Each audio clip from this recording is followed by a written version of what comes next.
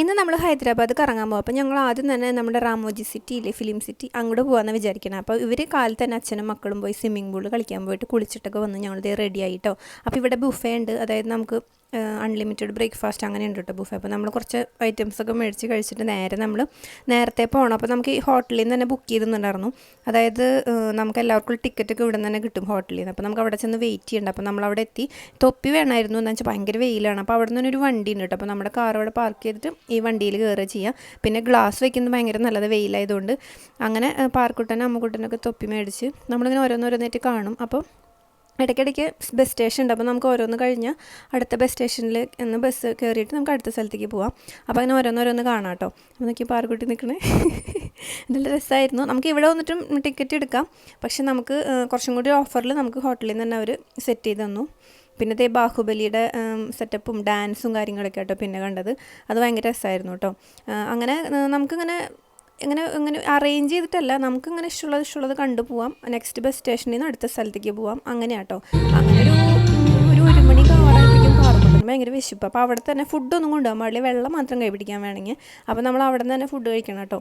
വൈകുന്നേരം വരെ, രാവിലെ ഒരു 10-9 തുടങ്ങിയിട്ട് അങ്ങോട്ട് വൈകുന്നേരം ഒരു എന്താ പറയുക, ഒരു 9 മണി വരെ പരിപാടി ഉണ്ട്. അപ്പോൾ ഞങ്ങൾ ഒരു 8-8 എപ്പോഴും വൈകുന്നേരം പോകുന്നത് കേട്ടോ. അങ്ങനെ നമുക്ക് അവിടെ നിന്ന് മീൽസ് ഉണ്ട്. അപ്പോൾ നമ്മൾ ഒരു താലി മീൽസ് മേടിച്ചു, അങ്ങനെ കഴിച്ചു. അങ്ങനെ നമ്മൾ അടുത്ത ബസ് സ്റ്റേഷനിൽ നിന്ന് ബസ് കയറിയിട്ട് നമ്മളിതേ പോവാം കേട്ടോ. അപ്പോൾ ഇങ്ങനെ ഓരോ സ്ഥലങ്ങളിൽ ഇങ്ങനെ കാണാം. ഫുള്ള് സിനിമ സെറ്റാണ്.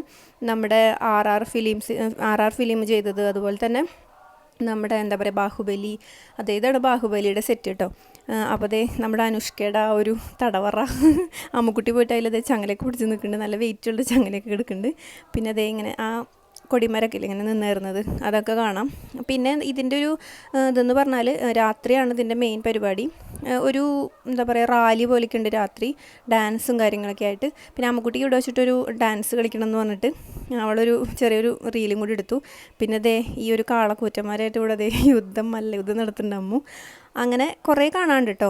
ഞങ്ങൾ പിന്നെ എല്ലാം കാണാൻ, നമുക്ക് എല്ലാത്തേക്കും പോകാൻ പറ്റില്ല, കാരണം ഉണ്ണീനടുത്ത് ഇങ്ങനെ കുറച്ചൊക്കെ നടന്ന് കാണണ്ടേ. പിന്നെ ഇതൊരു സിറ്റി ഫുള്ള് നമുക്കിങ്ങനെ വിദേശ രാജ്യങ്ങളൊക്കെ ഫിലിം ഷൂട്ട് ചെയ്യണമെങ്കിൽ അങ്ങനെ ഒരു സ്ഥലം.